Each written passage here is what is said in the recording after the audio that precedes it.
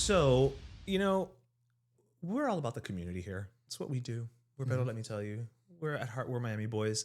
And so this year, I think we've actually had that happen more than not. We've had the mayor, and now we have a commissioner. So thank you all the way from District 2, which Wonderful I think is, to be here. which I think is like down the street from where the studio is. Down the street. Well, I'll tell you where District 2 is. It starts at 64th and Biscayne. Okay. You keep going down. It includes Morningside, Bay Point, Edgewater. You keep going down. It includes downtown, Brickell. Coño. It includes Virginia Key. It includes 2 Venetian islands. And then it includes all of Coconut Grove down to the Coral Gables Waterway. It's the whole shoreline of the city of Miami. Damn. And Yeah. that explanation comes to us from Commissioner The Damian one that had Pardo. to walk it. So you have to walk that thing? Well, yeah, when you knock on doors and you're I was campaigning. like, that's one way to get your steps in. Like, I don't know if I would do that going, "¿Qué lo que hace?" Like, No, that's a you're, lot. You're absolutely right. That's yeah. a lot. But thank you for so much for swinging by. Thanks for having me. It's always fascinating to me to have elected officials on, because when we started this show, I didn't really see us going down that route. Just we have opinions, but we try to stay more in the realm of like entertainment and and things like that. But sometimes it's good to have people from the local government come in and chat about what's going on. It's a pleasure for us to be able to do it. Because as you could imagine, a lot of times we read news articles and we're kind of on the inside, and we're also limited with the kinds of things that we can participate in. That's true. That's true. Because this is a forum for us to be able to. Well, you know what? Then get comfortable and be prepared to talk, because Lord knows that's what we do here. People are always like, "Oh, am I talking too much?" I'm like, "No, if you talk not enough, we have no show." Oh, you won't have a problem here. So I was like, okay, great. So it's a mini series. Yes. What we're doing today. That Right? sounds Junior, wonderful. are you comfortable there? Because it's gonna be a while. Locked in. All right, perfect. Yeah, we locked the doors. We brought water. We're fine. Excellent. More than fine. But no, before we even get into all of that, I just wanted to kind of do a little brief run through of your background. Right. You are a Miami boy. Yep. You graduated. Proud Miami boy. You graduated. You went to St. Hugh Elementary, Right. which I think is the church that I was baptized in. There is a church, but this school was across from the graveyard on 37th Avenue in the Grove. Oh, okay, I wasn't baptized in a graveyard, so I don't think it's the same place. I don't think it's the same spot. Then you went to Belen, which is a very prestigious school down here. You won a national forensics competition, and then you just decided to go to Georgetown. I don't As know one what, does. You like dug that up. Like As that's one not does. something people know. Listen, we do our research yeah, here. the National Forensics League. Yeah. Yeah, I mean, all of that is to say, look, you went to UM, you got your master's in management, School of Business. All of this is to say, you are a dyed-in-the-wool Miami boy. Absolutely. Proud, Proud, you are. And 100%. You're from the district that you're representing. Like, you I've grew up been in the 52 Grove. years. I've lived in the district for 52 years. Which is so weird because you're 46. Yeah, that's right. So I don't know how you managed to do that. It's Thank you. very odd. Kind. Very kind. odd that we're the I'll same pay age. you later. Well, listen, I know how politics works. Oh, no, I'm kidding. I'm kidding. That was a joke. But, you had a really long career in the private sector, right? I mean, you worked for, and again, I'm looking at my notes here, Southeast Bank. You were also at, Gibraltar, SunTrust, Merrill Lynch, Morgan Stanley. So you really had a very long career in the financial sector, and you were very successful at it. But you were also philanthropic. Yeah. Because you founded SAVE, which is a local, I guess we could call it an equality organization. Yep. As well as, you were also, as far as we know, the first openly gay elected official in Miami-Dade politics. In the city of Miami. In city of Miami politics. Again, I always say openly gay because you know what? I don't know. I'm not here to make judgment on other people's decisions, right? So you went on also to, found like the Gay Ocho, co-found the street festival. So, I mean, you've always been involved, and I'm sure there's other things. What made you want to go into politics? Obviously you have that philanthropic-ness in you, but at what point did you say, you know what? Elected official, that's where I want to go next. My anger. Your anger. Yeah. Spite motivates me. I'm not going to lie. I get it. Well, we were first campaigning, I would have to say, because I thought we could do better. But Now that you've won, you can say Not anger. gonna lie, Okay, all right. it was really driven by anger. In what sense? Many senses. Okay. You know, 52 years in the district, in my neighborhood, which at that time was Morningside. I'd lived there since 99 and nothing changed. Like nothing. We didn't have improvements. We didn't have, you know, it's just a state of paralysis, constant paralysis, and wondering, well, why is this the case? And then I was really humiliated by the way I'm Cuban American, and I was really humiliated by the way I felt we were being portrayed at a global level by our elected representatives. So I'm like, just the upset. When was it that you ran? Oh, I'm sorry? When was it that you ran?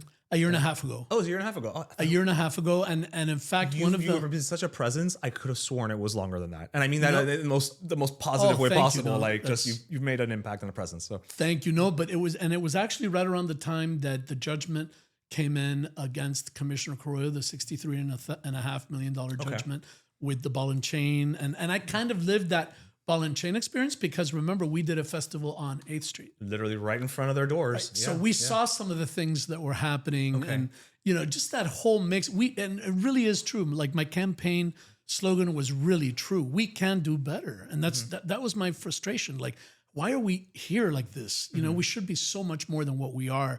And I also kind of felt like, you know what, it's time for me to shut up or do it. You know, I'd been long enough on the sidelines doing all these other things, asking for help, asking for money, asking for resources, always wondering, why do we have like 30 volunteers? All of us care so much and we're all like breaking our backs and we don't get any support from government. We don't get, you know, the kind of support you think as a resident and as a taxpayer, you know, electeds would be really happy to support because of the work we were doing. So there's this big void between electeds and community and volunteers and people who call themselves advocates. Right. It's all very... But you would think there would be more cohesion. You would. You would hope. You would hope. At the very least. You would hope. You would hope. And I always ask advocates, since I was one for a long time, I still am, what have you passed? You know, what have you passed that's been your accomplishment or your group's accomplishment? Because a lot of folks focus on just disruption. Okay. Like, we're just going to disrupt this, or we're going to make sure it doesn't pass, or it doesn't get reformed. But you have this system that is available to you to make change. Right. So what are you doing to make change? And we try to challenge residents in our district to say, okay, this is coming up on the agenda. Make an appointment with our office, make an appointment with the 4 other commissioners and the mayor, sit down, talk to everyone, and figure out a way to sit with us and with staff and make things better. You know, bring real reform as opposed to, well, we don't like what somebody introduced, so we're just going to blow it up. That's not, that doesn't change for us. That doesn't make anything better. That's barely step one. That's barely step one. Yeah. And that's also an education. A lot of people simply don't know. So they don't know, for example, when something comes in as first reading on the agenda, that's an invitation to have a discussion with your commissioner or your mayor. Okay, you're about to educate me. So let's take a step back. What does that mean when you say first reading? So let's say there's a resolution or there's an ordinance and it goes through the legal department in the city. Commissioners or others may have requested this change. A lot of times staff people in the city are requesting changes because they needed to operate better. Okay. And these things make it to an agenda. When it first gets on the agenda, it's a first reading. It's the first time this is being read to the public. And the idea there is that people are supposed to kind of read it, absorb it, gather opinions, start expressing and working to make it better by the time it gets to the second reading, which is when you actually vote on it. Okay, so it's like first draft and everybody group project time. Exactly. Like, it's first draft. Okay. The other thing is they don't realize that, and this is a really important distinction. The charter, which is like the constitution of the city of Miami, creates a big separation between the city manager and staff and commissioners and commissioner's office. Really? A commissioner can't go in and change a building or a code, get rid of a code violation. They cannot demand anything from the administration. Everything goes through the city manager. And that separation is for a good reason, because you don't want the politics polluting the work. Yeah, checks and balances. There's a check and balance there. And that's really, really important. So when people, for example, a lot of people, rightfully so, get very concerned about the density. Edgewater is a great example, but you see it in downtown, Brickell, the noise, all of these issues. And they look to the commissioner and they're like, but you're creating these 80-story buildings and it's so much more complicated than that, because there's an approved code in the city of Miami, and that code allows people to build the 80 buildings. So by right. It's not up to you. No, it's by right. They have the right under the code, if they're the property owner, to build as long as they follow the code. Now, there are exceptions, and it gets way more complicated than all that. But I think it's generally important for people to understand what can they go to their commissioner for, and what should that expectation be. All right. So, since you said it, what can they go to their commissioner for? Because I think that what happens a lot of times, we're very big proponents on this show of government really happens locally, right? Like we always say, and then we'll talk about this in a minute. We're always saying like it's so important to go to your local, your local elections. Local elections are really. It's not that the national elections don't matter, but it all starts here, because when you go vote for the president is not the person who's going to fill the pothole on your street. You know what I mean? Yep. It's the things that affect you on literally a daily basis is the local election. Right. So what exactly does, a commissioner do? Right. So to speak, because great. I don't know. I wouldn't know. I also don't know what a comptroller does, but I just love saying comptroller. So a commissioner oversees an office. There's usually a chief of staff that really runs the day-to-day. The commissioner position is a part-time position. Yes. So I still have my investment advisory practice, and I'm a commissioner. And I have a great chief of staff that runs, I want to say, a staff in our office of about 12 to 15 people that have many different functions exclusively serving residents. So in our office, we divide our district with a liaison for each area. Coconut Grove has a liaison. Brickell Downtown has a liaison. Oh, wow. Edgewater Morningside has a liaison. And those people get the day-to-day issues that residents want resolved. Everything from garbage pickup, safety and security, to not feeling safe because they're walking down a boardwalk and there's somebody behind them that doesn't look like they're quite right, meaning like it might be a mental health issue or any other issue like that. If you see trash and garbage, we have a rapid response team that is internal to us. Oh, wow. When anybody calls us and says, oh my God, there's a mattress, it was dumped here in front of my house, we go out immediately, pick it up. I need that number because that happens we way will too go much. out and we will wash sidewalks if they smell like urine, if they smell like all of those things about keeping the city clean and organized and safe. And that all falls in the city and the commissioner's office. And we work hand in hand. A lot of times we may call a city department like solid waste or public works. Great example, flooding. We have a wonderful director of public works, Juvenal Santana. The moment there's a forecast about rain, he's already getting pumps ready. We already know the problem spots. Oh, wow. We're already, if there's a well-oiled machine, it sounds like. If there's one thing I want residents to understand, the way it comes across, Miami is just this corrupt, polluted place, right? That's kind of like the general. And I think people asked me, what was the most surprising thing for you? And the most surprising thing for me was so much talent in the city and dedicated workers who are silently, even in spite of that image, they're out there getting the job done every day. And nobody knows that Juvenal's out there at 11 o'clock at night or 5 in the morning and that he's making sure that the pumps are running so that residents don't have a flooding issue. And even then, there's probably going to be flooding issue because we are on the coast, especially our district, and we're just dealing with the reality of climate change. I will say I love that you said that because I do think many times, and Miami is a culprit, but I think in general, when people think of government, right, the first thought is, todos los políticos son corruptos, it's all just a mess and this and that. And look, the reality of it is, I think what you're saying, there's truth to it because somebody doing their job well doesn't make the news. No. Right? Don't. Like I always say to people, I'm like, they're super boring. Yeah. Like you, like if you work in a call center at anywhere, you would think, my God, I work for the worst company in the world because we're always pissing people off. It's like, no, because nobody's ever going to call you to be like, hey, I was on hold for an hour and a half just to say good job. Right? Like they're calling you to bitch and moan about something. So there's truth to what you're saying. The news story is not going to be like, well, another day and they did their job. Right. You're absolutely right. And then on top of that, you have the reality in the commissioner's office that it is a political position, an elected position. Right. So you have bad actors. You have people out there that are just misinforming, purposely manipulating and changing the facts and always slanting them against the commissioner, either because they're running for that seat or they Right. planned to run for that, or they did and lost. You know, there's always some kind of Ulterior motives. Yeah, there's and they're incessant. They're just it's like a noise. Welcome It's to always- politics. Yeah. So the good thing is, especially in our office, we're very focused on the work. Like we take pride in that. Our slogan is little by little and focus on the work. And we're just always talking about the work. It's very positive, very uplifting because we don't let that noise really ever enter our thinking. That's You know. And the other point I wanted to make, because you were saying, well, what do residents do and how do they interact with the commissioner's office?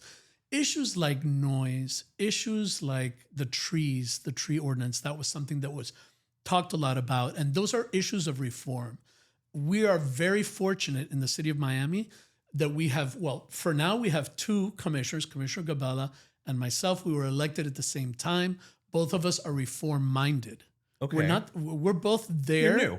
Yeah, but we're also reform minded, meaning like we're not there to keep the system going and we're not necessarily there to support any kind of outside interest or it doesn't. We're there because we were elected to do a job by our residents and we want to improve the city, bottom line.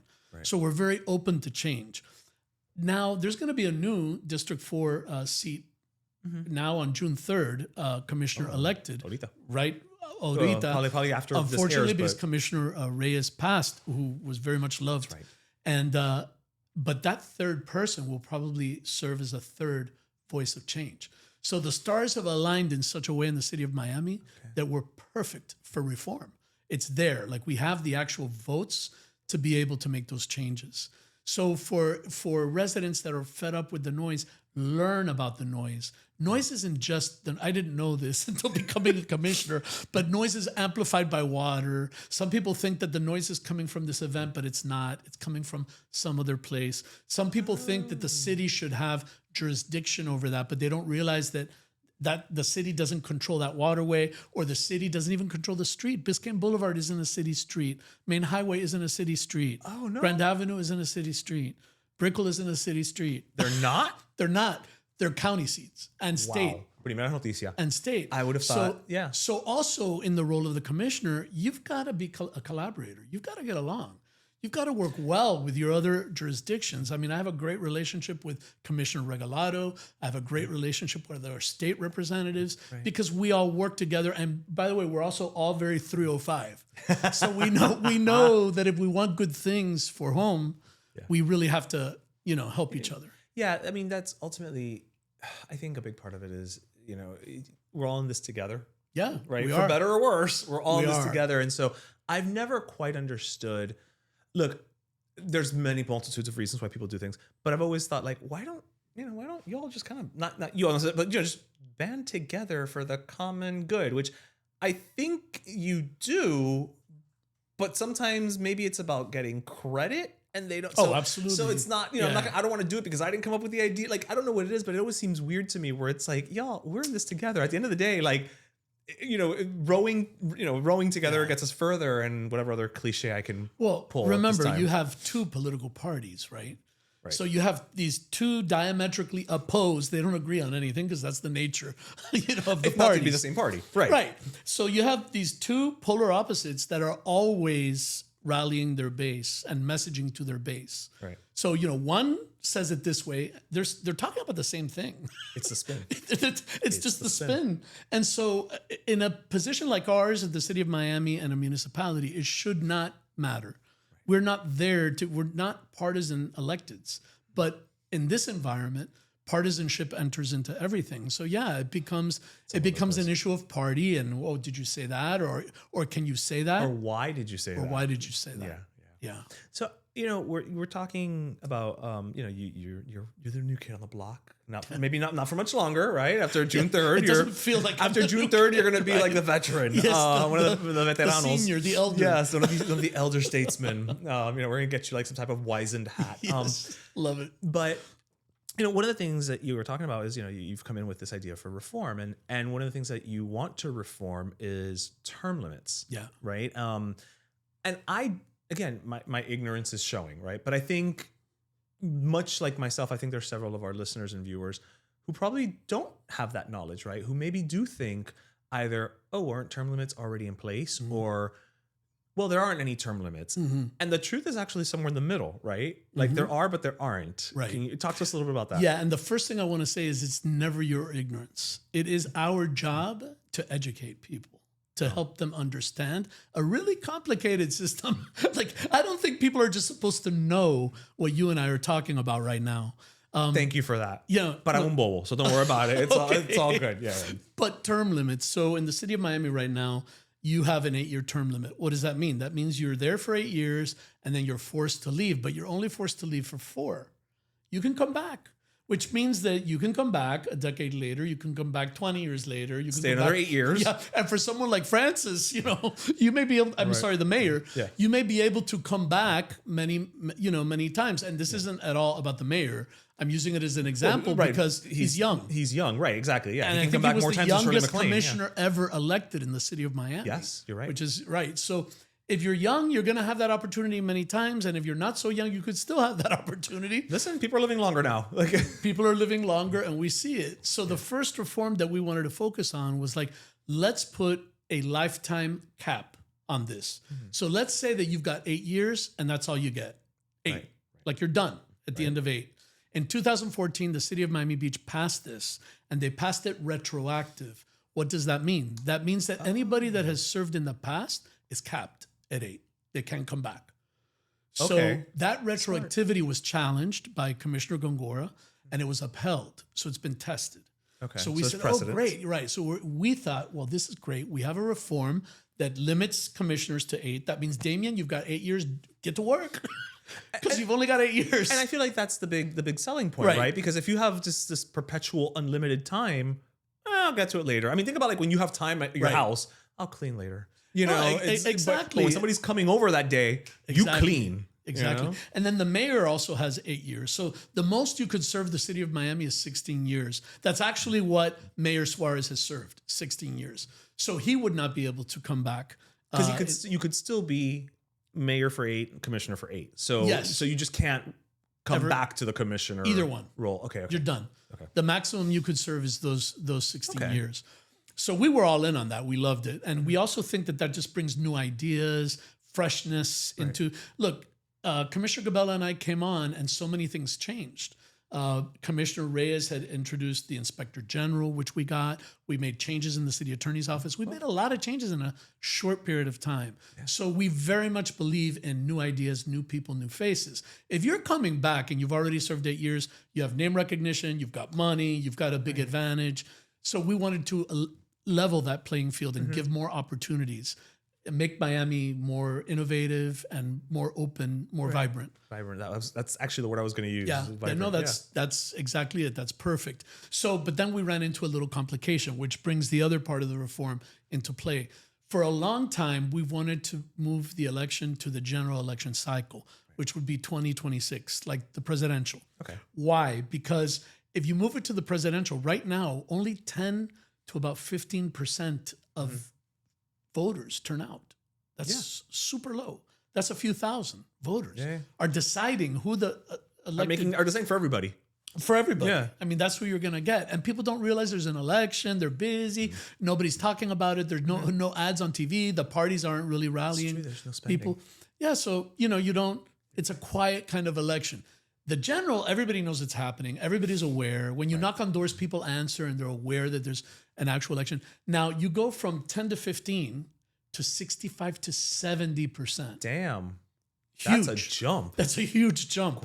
So, I mean, I'm sorry, but there's not enough turkeys to give away to be able to secure that many votes. I mean, I'll take a turkey. I'm not going to lie. I mean, it's closer to Thanksgiving. It makes sense. Yeah. I'm sure there's not enough cake, not enough turkey, that you can give out. These are both things I enjoy, Damian. Yeah, so I don't. There is, you're there's gonna enough. need to figure it out. Yeah, like cholesterol y la diabetes is gonna be through the roof on me, but yeah. So I'll explain. We'll put that on pause for a minute.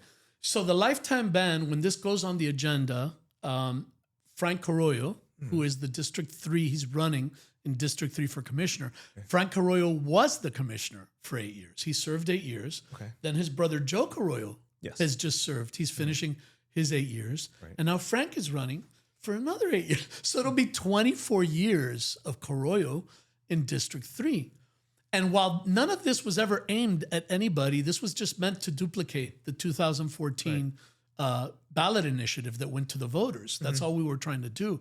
All of a sudden, he declared, early, right when this hits the agenda, that he is running for District 3. And the thinking is, okay, great. The reason this is happening this way, because everyone's supposed to actually register in September. That's when they qualify officially. Okay. To run. To run. Correct. But he, is doing it this way to preserve legal status to some extent. Because what would happen if Frank Carollo wins in District 3? He is elected by the voters as the commissioner for District 3, but this initiative gets approved at the same time. Well, this initiative is invalidating his seat and his election. Because it would be retroactive. Right. And they would occur simultaneously. Right. So what do you do? What do you do? So it's messy. It's very messy. And then we started thinking, if this is messy, and there are already people that have stated where they stand on lifetime term limits. Chairwoman King has said she does not favor lifetime term limits, and the mayor has said he does not favor lifetime term limits. But I also believe the mayor would be willing to let this go to voters. So the question, and that's the goal right now, is trying to get it to a vote. Okay. Right.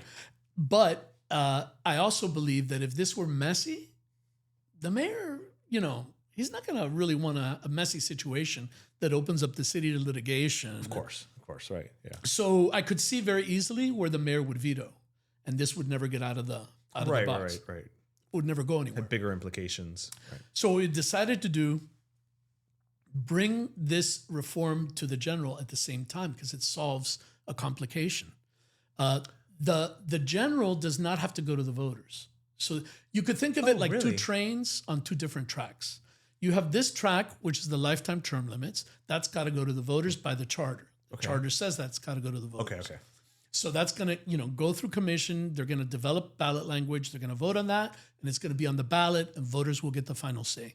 The other one, moving the general, it does not have to go to the voters. It is not. It is a power of the commission. The commission can actually decide. It's a timing decision. Exactly. So, and the other issue with the general is that it gives everybody on the dais an extra year. That's a big complication, because the way it's come out, like in the press, is commissioners are giving themselves an extra year in order, and that's not the point of this at all. So this is really important to understand. First of all, a year in political life is nothing. Right. Like, nobody's really going to fight for an extra year. The reason they're being given an extra year is so that they cannot contest the action. So as an example, Coral Gables recently changed it to the general 2026. They took away 4 months. Now there are a bunch of legal challenges because they took away. When you take away something, you run the risk of a lawsuit. Because now I'm not getting what I was. You were damaged. Right. I'm not getting what I was due, so to speak, from a legal perspective. You were damaged. But if you give everybody a year, you're getting more than what you were going to have in the first place. Exactly. So it avoids that. So there's no contention. real damage. Another important fact, out of the 34 municipalities, I think, in Miami-Dade County, 28 are on the general.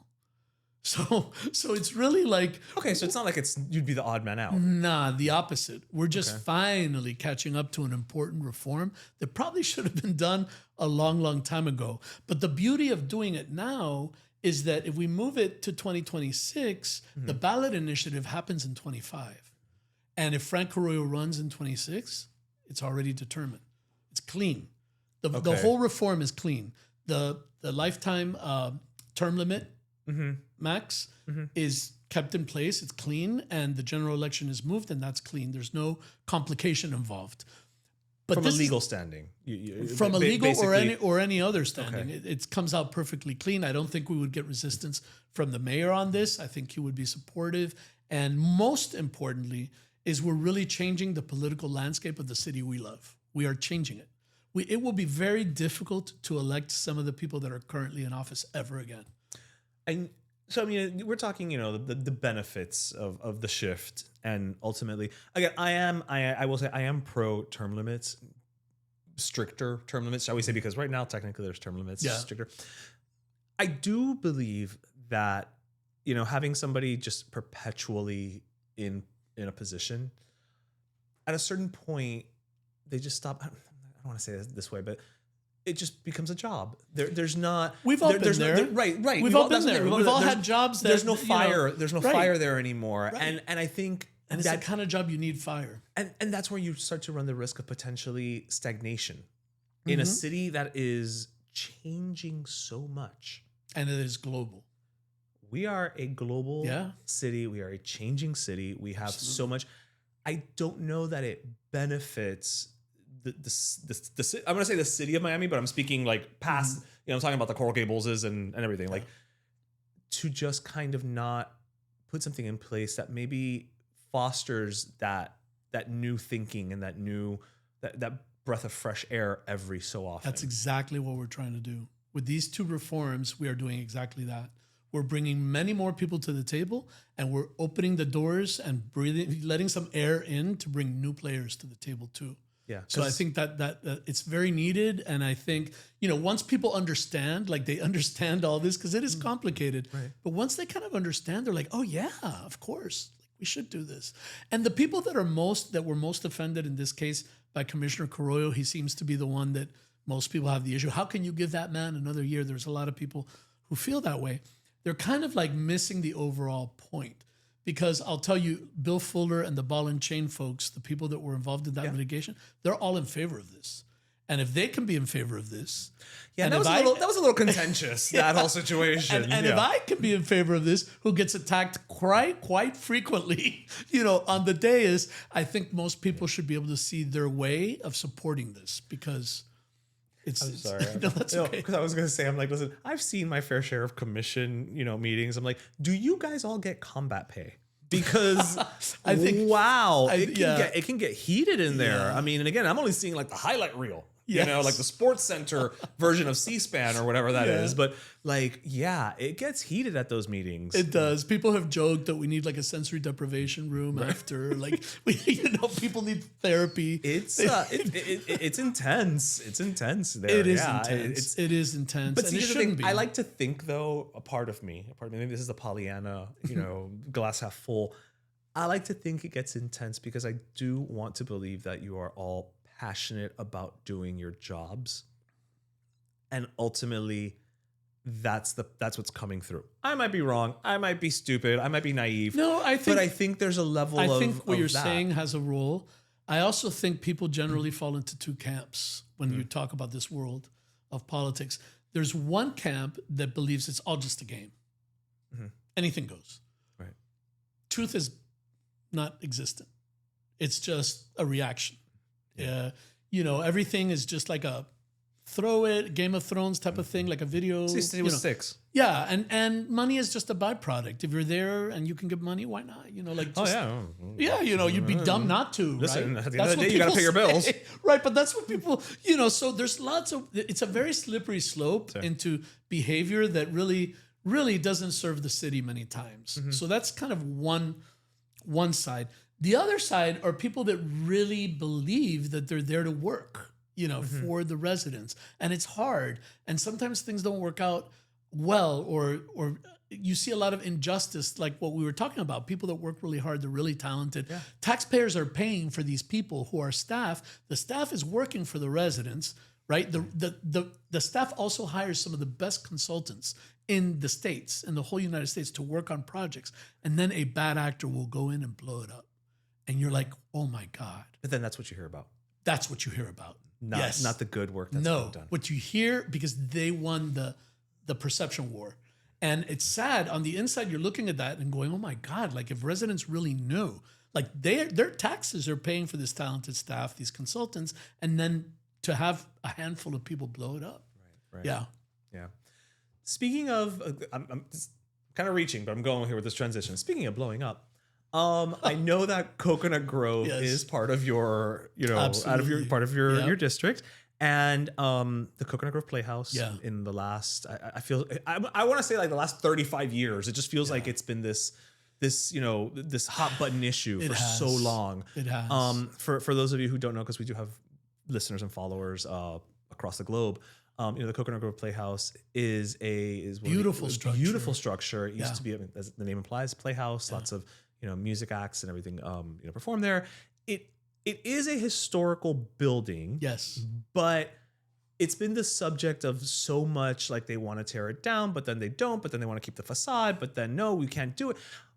And vaya, llegamos a punto where, like, literally, I think when we were recording this, like maybe a couple of days ago, they were in the process of doing so, and like the third floor collapsed. Like, I mean, here's where we are. Like, it's almost, I think even the Playhouse is done.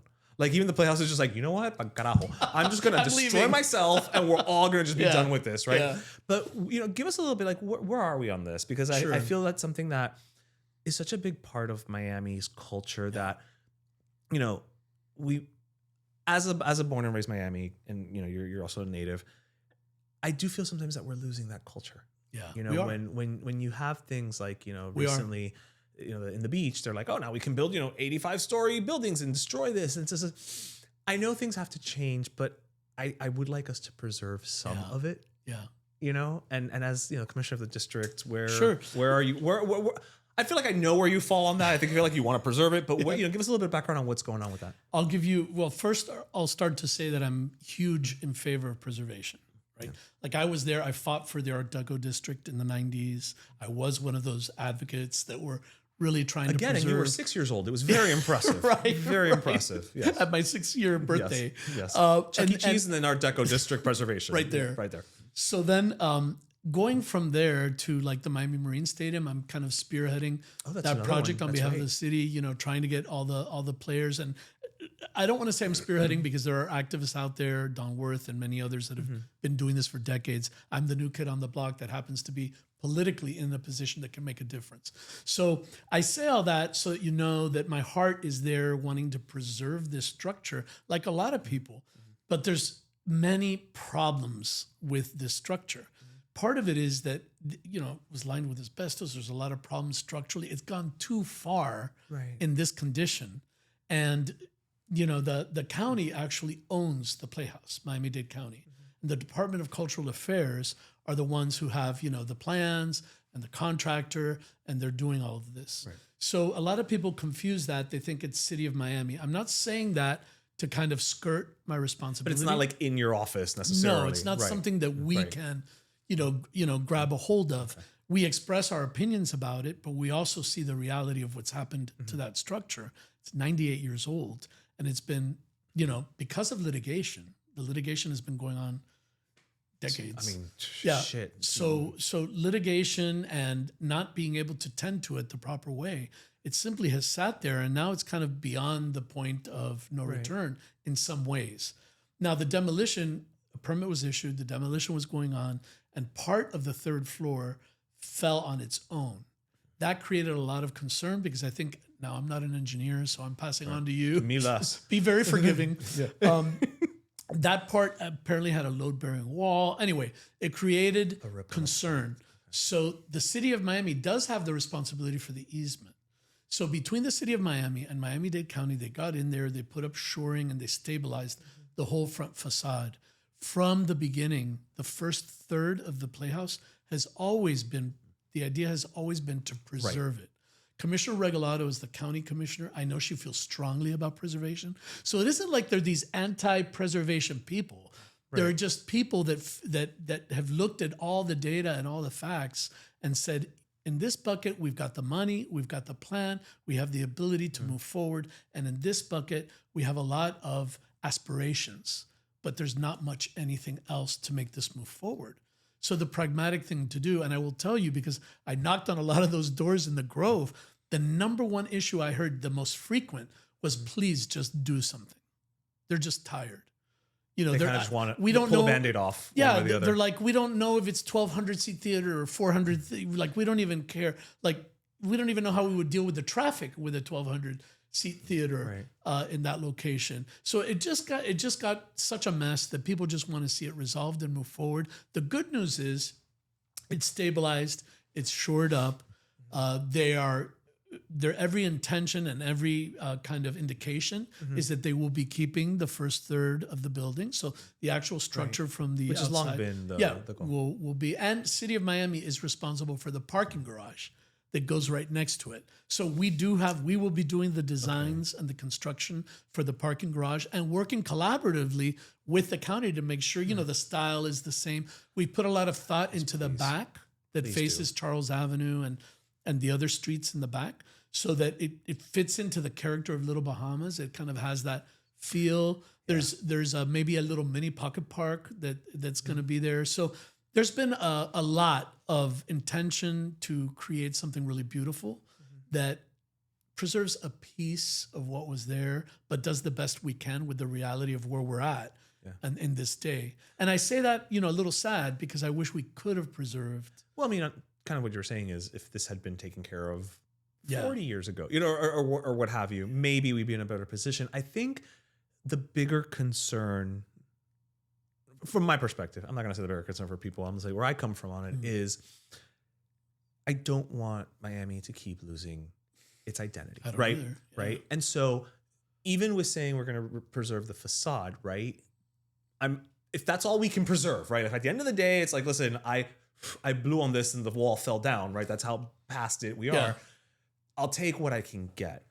But what I would not like, and I think many people will probably mirror my sentiment, is I do not want us to go down the route of Coco Walk. I don't know how you feel about Coco Walk. I hated it. I hate it. I think it looks... When it came up? It's pretty. I can't say it's ugly. It's much better today than what it was. But is it? I think so. But is it? Because I think so, because now you see interaction. Now you see stores and you see restaurants. You see life. Okay, fair enough. Fair enough. But it's generic, is what I was getting to. It looks... You could pluck that out and put it in the middle of Los Angeles. Always mention the sugar cube homes that are coming up everywhere. So I want if whatever's done with the Playhouse, right? At the very least, like, don't just make it a CVS that has a facade. You know what I mean? Like, it's not going to be that. And so no. But what you're saying gives me a bit of comfort, because what I don't want is to lose that personality, which I feel we've already lost. I use Coco Walk as the example because... So I'm agreeing with you. It looks more sterile than it used to. Yeah. Maybe it had to change. Maybe I'm just an old crotchety man on my lawn telling kids to stay off the lawn. No. They're not getting their ball back. But... Yeah. No, I think you raise probably the most important point in every neighborhood. Doesn't matter if you're downtown, Edgewater, Brickell, every neighborhood. It could be Shenandoah, Little Havana, Little Haiti. They're all facing some form of gentrification. Yeah. They're all facing higher density, and they're all facing losing the character of their neighborhoods. And so this is something we look at a lot. We try to fight a lot in our district to retain that. Again, I go back to the building code. If you have a code that allows a density and a height, there's nothing we can do about that. As long as they don't go out the code. And there's a certain part of this that's just the reality of what's happening to Miami. We're having these huge high density buildings, and we certainly can't stop that if they're building to code. Yes, there are exemptions and many other ways for us to control, try to have leverage, try to influence. But what you're bringing up right now is worth people almost advocating and organizing around and studying before they actually come with those proposals. And I'm always happy to help on anything like that, because we've seen it, and there's a certain amount of deterioration of identity that seems to be somewhat acceptable. I'll give you an example. In the Center Grove and in other places in the Grove, there are homes now that the fences are right at the property line. Right. And that's very different. And I grew up in the old Grove where the porch is where everything happened. Like in Shenandoah, in our neighborhoods. That's where the moms watched all the kids and everybody knew, oh, no, porque Miguelito no está ahí. He went over there. Yeah. You helped each other, and you created a sense of community on the street and on the porch. Well, the way we're building out now is about us. It's like, no, we're putting a barrier between us and the street, us and our right. Like, you stay over there. Yeah. This is my little sanctuary. Exactly. Like, tú en tu casa, yo en la mía. Like, yeah. Now, if that's the product of a new way of thinking with younger generations, I don't know. But what I will say is that there is a loss there. There is a loss of community that is very real. I know we try our best to. I feel like we're ill-equipped. We're just a commission office, and I know that sounds like a lame excuse to people out there. Oh, what do you mean? You have all this power. Yeah, I get it. We do have all that power, but the problem is so overwhelming. Another example, you have the state has live local zoning. You have the county that has RTZ zoning. So even in a place like the Mimo Historic District on Biscayne, the Mimo Historic District has guardrails for the city, but Live Local can supersede that, and RTZ can supersede that. So ¿qué hiciste? Right, que hiciste? Yeah. That's what I mean. It's kind of like putting your finger in the dike and then like the water's coming everywhere else. So that's why people really care. The Art Deco district is a good example because the community mobilized around that effort. And that's what it would take. It would take a community mobilizing and electeds like Commissioner Regalado, myself, and others who really do care about historic preservation. But we also can't hold back everything and create a situation that's actually harmful or, not intended. No, I get it. And again, I don't want it to sound like I'm, this crotchety old man, but there has to be progress. I just would hope that we don't have progress at the expense of culture, at the expense We've already had it. At the expense of further progress at the expense No, the reason of I who say we that are. is I remember I got really upset when the Arsh Center or whatever. Do you remember the old Sears building on Biscayne? I sure do. With the little tower castle? Yep. And I loved that building. I was like, oh, that's a gorgeous Art Deco building. It's such a beautiful building. And they're like, oh, no. We're preserving the tower, which they did. I mean, it looks like a turtle with something on the side. Like it doesn't even. We do a lot of work with the Arsh. We love you, Arsh. Sorry. This isn't a slam on the Arsh. I love the Arsh. They're in the district. Absolutely not a slam on the Arsh. But it's an example of how development sometimes tries to make these compromises and comes out with a donkey. Not really satisfying either of the goals, at hand. Yeah. You can't make anybody happy. Yeah. So anything we can do to build more historic preservation, I think would be fantastic. Absolutely. So before we go, I want to ask you very plainly, what is the best way? Because we've talked a lot here about getting involved. What is the best way that someone can get involved in their local, I don't want to say local politics, because that sounds like they have to become a politician, right? But get involved in their local community in these efforts. What is the easiest way that somebody can just say, hey, I care, I want to do something? What would be your answer to that? So you have civic associations, you have homeowners associations, but you can also check in with your commissioner office, make an appointment, half an hour, and just have that conversation with the commissioner and the office about because they can tell you what are the good actors, what are the people doing the kinds of things that you really want to get involved with. And then as an example, for those people who want to follow the agendas, everything is public. Everything is put out there. That can be overwhelming. If you ever, a lot. Yeah. And if you ever open an agenda, you'll never open it again.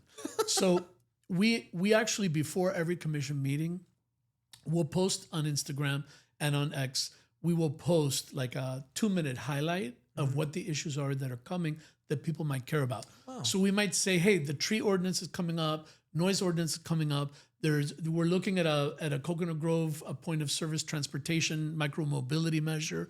So you will be told in briefly 2 minutes. So if something resonates with you, you could say, oh no, I want to look deeper into this. And then we do a call right before commission, 6 p.m., usually the Tuesday before commission. Commission's always on the Thursday, second Thursday. So, and fourth, unless they skip. But anyway. But always, yeah, exactly. Yeah. We do a webinar style review of the agenda. Only it's half an hour, maybe max. Oh, that's quick. We'll just go through and say, hey, these are the things that are going to be coming up. And if people ask, they can ask on the chat different questions. They get better information, and then they can come speak at public comment at the commission meeting and start developing a relationship with your commissioner's office and your commissioner. And I think that's the best way because they really have the accurate information. A lot of times people get information from their friend. Oh, because, Bill came to my house and he sat and he showed me how this was all bad and this is horrible. And what they don't realize is that, well, that's Bill's perspective and Bill may have his own agenda. Like you're not challenging that information in the least. Yeah. We ask them to come to our office so we can give them the information as we see it and show them factually where it's coming from. Because a lot of times it's really just, I'll give you a great example. Last commission meeting, they kept saying there was a no bid contract that apparently happened in our district with a company. No bid. We must have had, I don't know how many speakers driven by the firm that lost the bid. So all these people, right? So all these folks were coming in public comment. And of course, if all you hear is no bid contract, oh, this Commissioner Pardo, he's horrible. This no bid contract. What was that a no bid contract? It was a piggyback contract, which is procured legitimately, and it has to go out to bid, right? So it followed, and ironically, this opposing firm that was, having all these people show up, they were on a piggyback contract. But once you say that to someone, they're done. They're like, oh, I got it. I didn't understand fully the scope of what we were talking about. So engage. We're all about engagement in our office. We try to be as transparent as possible. We want people to come on for agenda review. We want people to schedule appointments with us. If they have questions, how can they get involved, access us? That's what we're there for. From day one, even our campaign when we started, it was always about engaging people one-on-one and trying to provide the best information possible. We're not going to please everyone. There are going to be folks that are disappointed, but we try. Yeah, that's all you can do. Yeah, that's all you can do. So what is, because you mentioned that the 2-minute thing on Insta and X. On Insta we're Damian Pardo D2, Damian Pardo D2, and on X it's Damian Pardo 8, the number 8. Those are the two. And if you just go there, you'll see, you can look at old posts of what we've put up, and you'll have an idea of what we do with the meetings. And we let people know, for example, when we closed Main Highway, that was up immediately on our social platform, and people were aware that the next morning they were going to face not a great traffic situation. I mean, that's every day in Miami. That's honestly, nobody wakes up in Miami thinking today is the day for traffic to be fantastic. It's like, you're right. No, you're right. You might as well have like little animals come and clean your house. It's going to happen a lot sooner than no traffic in Miami. You're absolutely right. But thank you so much for stopping by. No, Ish, thank you. This is such a pleasure. Thank you. Honestly, I just want to say, just generally speaking, thank you to you, and I'm gonna go ahead and broaden it to you and the commissioners, just as it's very easy to stay at home and bitch and moan and be like, no civic, this is it, the problem. And it's very different to be the person who has been like, you know what, I'm gonna go try to do something. Yeah. And I respect that. Thank I respect that. Whether I believe with the person's values or not, if you wake up one morning and you say, you know what, I'm gonna go see if I can fix the problem, I gotta give you props. And I often tell people I never judge other commissioners or electeds, because the one thing I've learned being in this position, not only is it complicated, there's a lot of innuendo, there's a lot of nuance, and unless you're sitting in this seat, it's very hard to understand the complexity of what you just faced. And I will never sit in that seat. You never know. I used to say that.